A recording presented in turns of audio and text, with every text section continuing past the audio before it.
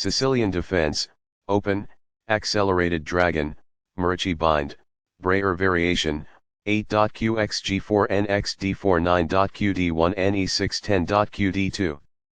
Sudden a close game that was lost by a mistake. White really outplayed black in that one. Both players had an amazing opening. White overpowered black in the middle game. Sharp games are frequently the result of starting with the king's pawn since it dominates the center and frees up the bishop and queen on the light squares.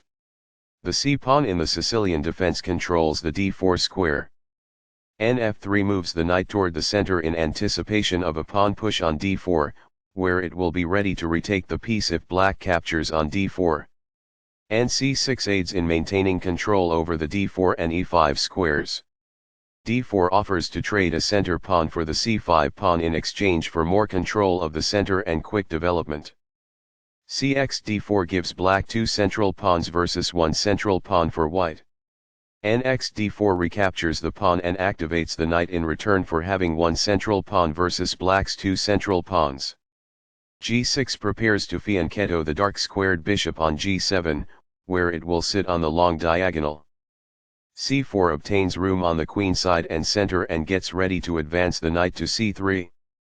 Fianchetto move bg7 places the bishop on the long diagonal. b3 develops the bishop toward the center and protects the d4 knight. Nf6 develops the knight toward the center, attacks the e4 pawn and prepares castling. nc3 develops the knight toward the center, protects the e4 pawn and controls the d5 square. Ng4 attacks the bishop on e3 and the knight on d4. If white plays qxg4 then black will reply with nxd4. Qxg4 captures the knight on g4, but unprotects the knight on d4 and puts the queen on the same diagonal as the c8 bishop. Nxd4 captures the knight on d4 and places the knight on a powerful center square. Qd1 retreats the queen and attacks the powerful knight on d4. Ne6 retreats the knight to a central square where it controls c5, d4, f4, and g5.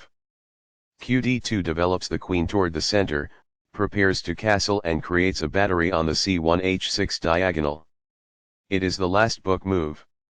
This prepares the bishop for development. It is excellent. By doing this, a bishop moves out of its beginning square and into the action. That's good. This overlooks an opportunity to develop a queen off its starting square. It is an inaccuracy. This disregards a more effective approach to advance a rook from its starting square. It is incorrect. Castling develops a rook, while also moving the king to safety. Castling to the same side of the board as the opponent tends to lead to less sharp positions as compared with opposite side castling. It is good. A very strong play. It is excellent. That's fine. It is good. While not a mistake, that is also not the wisest course of action. That's good. By doing this, a bishop moves out of its beginning square and into the action. It is quite good. By moving a rook from its starting square, this activates it. That's good. That's a decent move. That's good.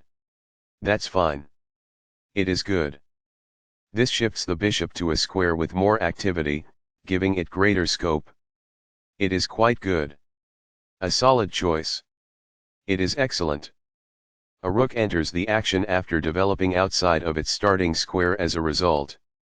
It is ideal. Right on target. It is best. Sudden a close game that was lost by a mistake. White really outplayed black in that one. Both players had an amazing opening. White overpowered black in the middle game.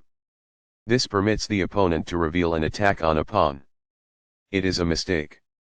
Sudden a close game that was lost by a mistake. White really outplayed black in that one. Both players had an amazing opening.